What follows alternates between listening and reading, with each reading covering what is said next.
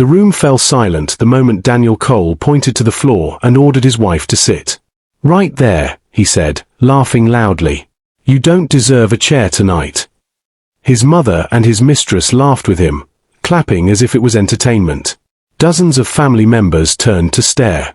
Grace Cole stood still, holding the edge of the long banquet table, the same table covered with gold decorations, bright lights, and flowers she had chosen herself. The same event hall she secretly owned. Daniel nudged his mistress, Kara, and smirked. "Look at her face," he said loudly. "You'd think she actually mattered here." His mother snorted with disgust. "She should feel lucky she's even inside this hall," she said. "Honestly, sitting on the floor suits her." Grace's chest tightened, but her expression stayed calm. No one knew. Not Daniel. Not his mother. Not his mistress. Not even the guests laughing and whispering. Grace had bought the event hall 2 years earlier. Tonight's family dinner wasn't just happening in any hall. It was happening in her hall. Her property. Her space. Her rules. Daniel believed he was humiliating her. He had no idea she was about to walk onto that stage, grab the microphone, and announce something that would ruin both him and the 2 women laughing beside him. Dear viewers, thank you for being here. If you watch without subscribing, it's like letting Grace's strength stay unseen in the shadows. When you subscribe, you stand with everyone who was mocked, belittled, or humiliated, yet stayed calm until the truth had its moment to shine. Please subscribe now, and tell me in the comments where you're watching from. Your support helps powerful stories like this reach those who need courage and clarity. Grace didn't move when Daniel told her to sit on the floor. The laughter from his mother and his mistress bounced off the decorated walls, echoing through the hall like a cruel soundtrack. Guests shifted uneasily, unsure if this was a joke or something darker. This wasn't the first time Daniel tried to embarrass her publicly, but it was the first time he did it inside the building she owned. Grace looked at the floor he pointed to. The marble tiles sparkled beneath the soft golden lights she had personally installed when she renovated the hall. She remembered choosing the color carefully, a warm cream tone, elegant and inviting. A floor she had paid for. A floor he expected her to sit on like she was beneath everyone in the room. She kept breathing slowly, controlling the trembling rising in her chest. Daniel mistook her silence for submission. He always did.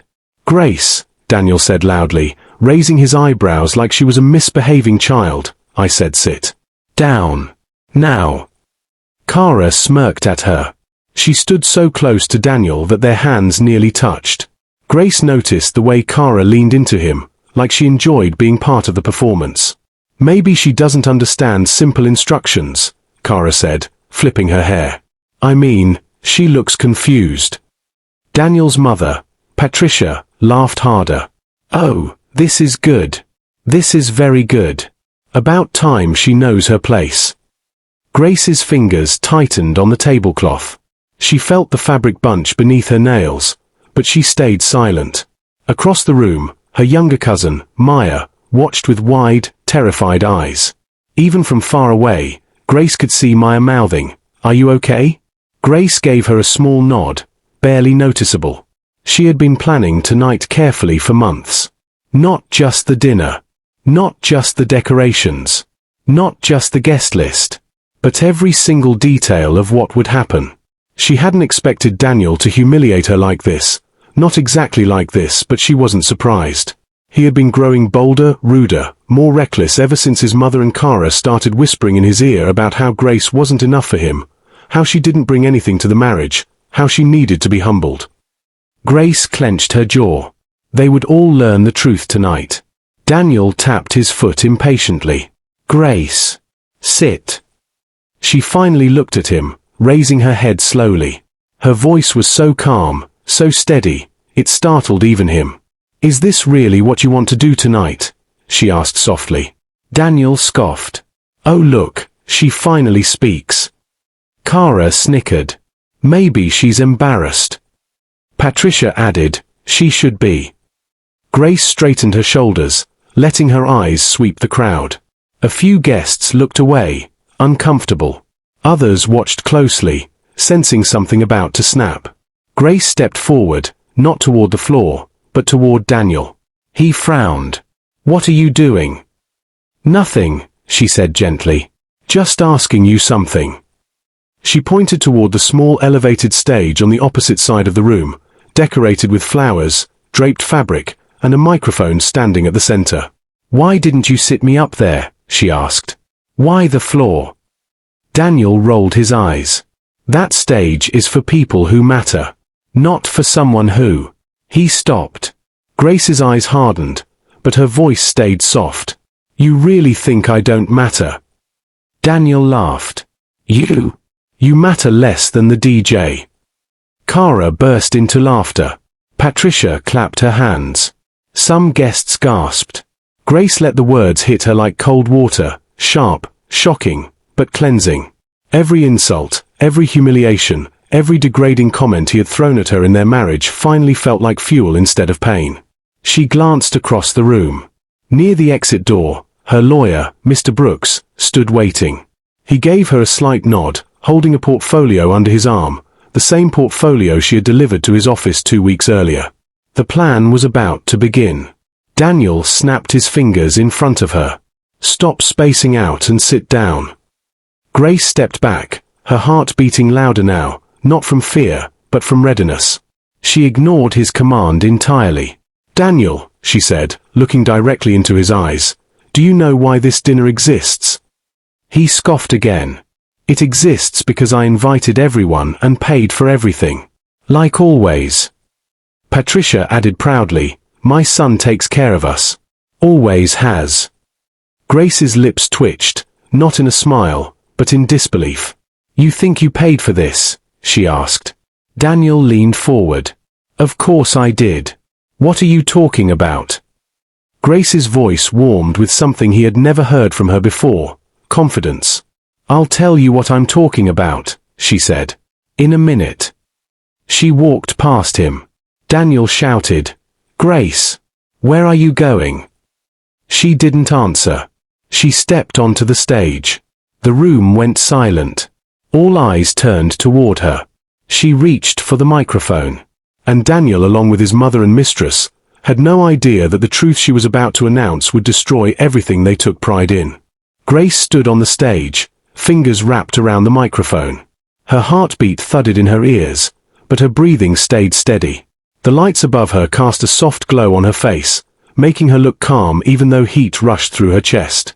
Daniel marched forward, face twisted with annoyance. "Grace, get down from there," he shouted. "This isn't your moment.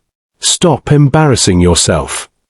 Cara stood beside him, arms folded, smirking. Patricia shook her head in disappointment, whispering something to the aunt next to her. Grace looked at Daniel, then at the crowd. "Actually," she said, her voice steady, "this moment is mine." The microphone carried her voice across the hall, silencing every whisper. Guests slowly turned their chairs toward the stage. Conversations faded. Forks clinked softly against plates and then stopped completely. Something was happening. Something they had not expected. Daniel planted his hands on his hips. "Oh, this is cute. She wants attention now. Fine. Go ahead. Say whatever foolish thing you want to say." Cara laughed, and Patricia tapped her sons on proudly. "She's always been dramatic," Patricia said. "Maybe this will be entertaining." Grace ignored them. She looked at her cousin, Maya, who was standing near the back.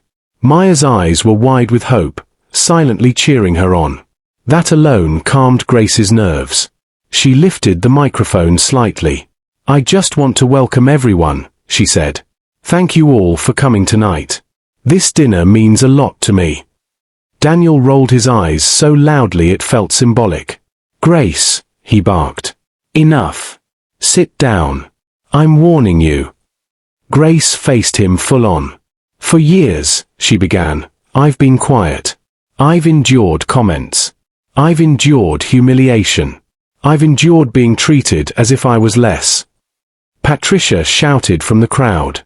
"Because you are less." Gasps filled the hall. Grace let Patricia's insults settle in the air for a moment. Then she continued.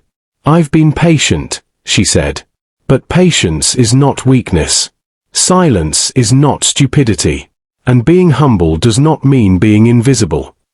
Daniel stepped closer to the stage. What are you talking about? You sound ridiculous. Grace took a slow breath. Daniel, she said carefully, you keep saying this event hall is yours. You keep saying you paid for tonight. That you organized everything. That you take care of us. He smirked. Because I do. Grace nodded gently. That's the thing. You don't. The crowd leaned in. Her voice grew steadier, stronger. For 2 years, she continued, I've listened to you brag about this hall. I've listened to you tell your family that you know the owner. That you get special discounts. That you are respected here. I've listened to you tell people that you helped build this place. Daniel grinned, proud of himself. Exactly. So get to the point. Grace looked at him with calm, unwavering eyes. You didn't build this place, she said. You don't know the owner. You don't get a discount. And you are not respected here. The room froze. Daniel blinked rapidly, confused. What are you saying? Grace lifted her chin. I bought this event hall 2 years ago.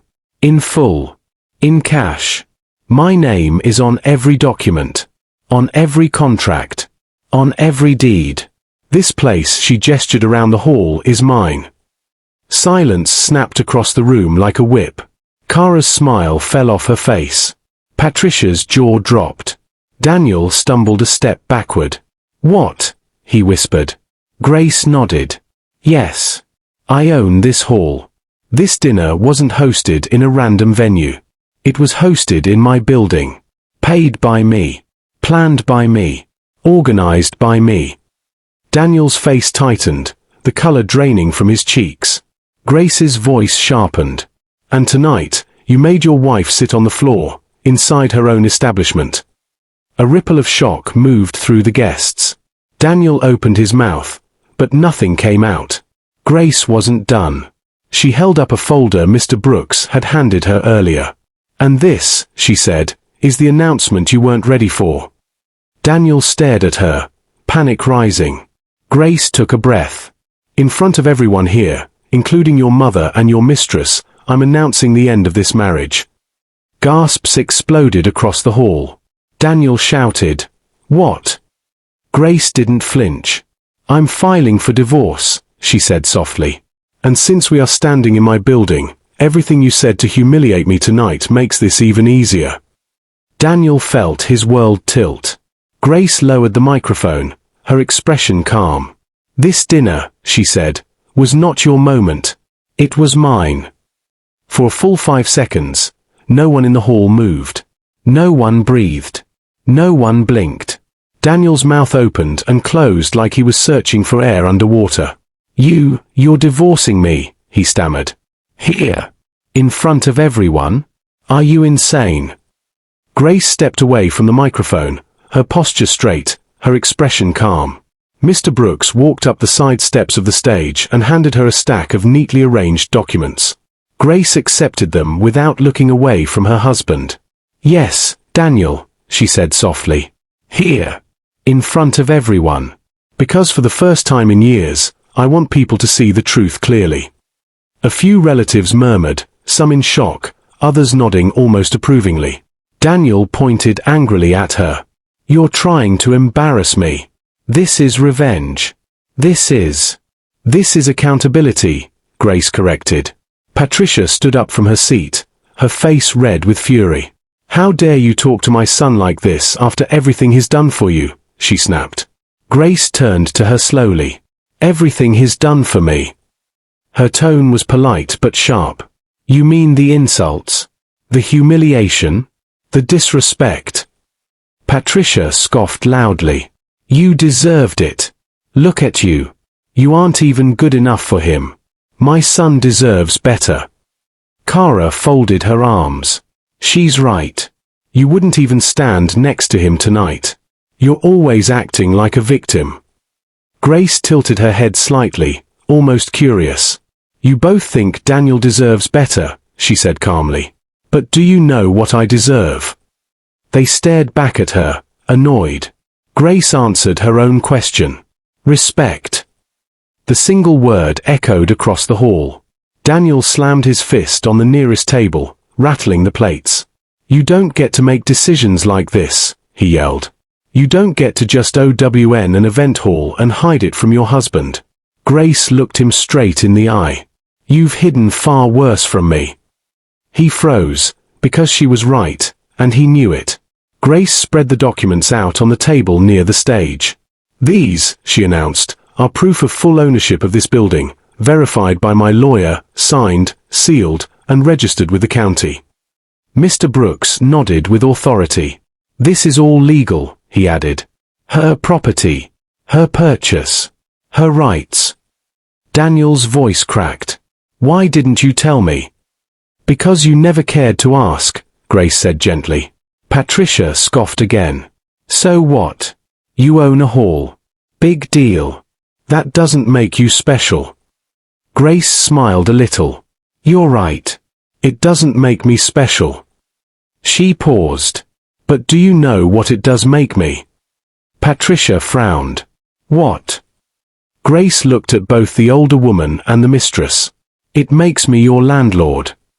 Gasps rippled through the hall so loudly they drowned out even the music playing in the background. Patricia's eyes widened in horror. Kara's mouth dropped open. Daniel shook his head violently. No, that can't. What are you talking about? Grace stepped down from the stage. I own this hall, she repeated. And all three of you are standing in a building that belongs to me. A pin drop could have been heard. In a moment, she said, you will understand what that means. Daniel swallowed hard. What are you going to do? Grace took a slow breath. What she said next would decide their fate. Daniel stared at his wife as if seeing her for the first time. His mouth trembled, his eyes wide with disbelief. The guests whispered louder now, leaning in from their tables as if watching a live show. No one dared to interrupt. Grace walked back toward Daniel, each step slow, deliberate, powerful. You asked what I'm going to do, she said. I'll tell you. She stopped in front of him, close enough that he couldn't avoid her eyes. I'm ending the life you've built on humiliating me. Patricia barked. You can't end anything. My son controls everything about this family. Grace turned her head calmly toward her. Patricia, please remember, you are speaking inside my property. The older woman opened her mouth, then closed it again. Grace looked back at Daniel. You humiliated me in front of your family, she said quietly. You told me to sit on the floor. You laughed at me. You allowed another woman, she glanced at Kara, to stand beside you while you insulted your wife. Daniel swallowed hard. I didn't mean it like that. Grace lifted a hand gently. Let me finish. He fell silent instantly. You called me worthless, she said, her voice growing softer but firmer. But let me tell you what worthless people don't do. She picked up the folder labeled Management, the one Mr. Brooks had prepared. Worthless people don't buy a multimillion-dollar event hall 2 years before their marriage even begins. Gasps erupted around the room. Kara stepped forward. Wait, you bought this before the wedding? Yes. Grace nodded. Before Daniel even proposed. Patricia clutched her chest. You mean this wasn't built with my son's money? Grace raised an eyebrow. Your son has never paid rent for a single event here. The hall went dead silent. Grace looked around at all three of them, Daniel, Patricia, and Kara. Here's the part you really need to hear, she continued. Since this is my building, I have full authority over who stays here, and who must leave.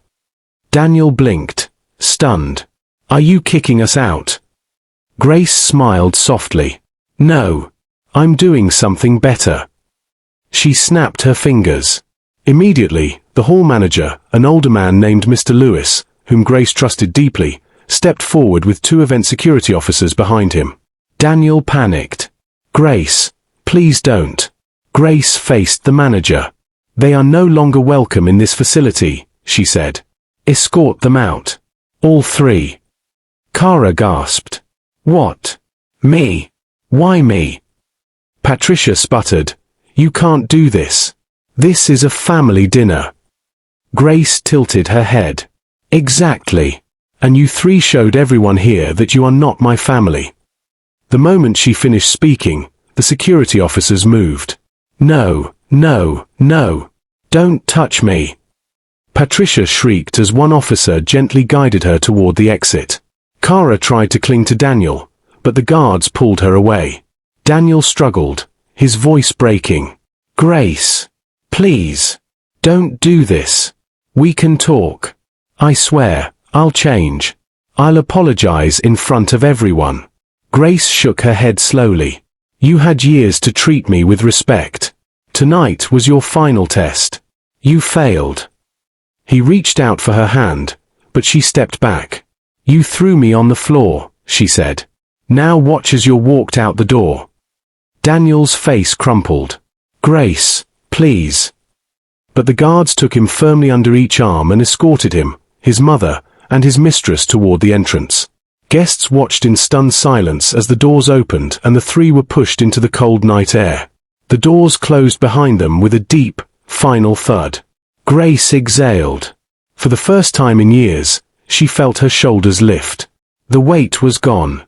Maya rushed forward, hugging her tightly. You did it, she whispered. You finally chose yourself. Grace smiled with tears in her eyes. Yes, she said. And this time, I'm not looking back. The hall erupted into applause, slow at first, then louder and louder, celebrating the woman who found her voice and her power in the same night. Grace stepped off the stage and walked into her future, leaving behind everyone who tried to break her. Dear viewers, thank you so much for watching this story. Grace's journey shows us something important. Standing up for yourself is not disrespect. It is self-respect. If you enjoyed this story, please subscribe to the channel so you never miss another powerful lesson like this. Have you ever been underestimated? Have you ever been treated like you didn't matter? If you were Grace, what would you have done tonight? Tell me in the comments. I would love to read your story. And don't forget to subscribe now. Your support keeps these life-changing stories alive.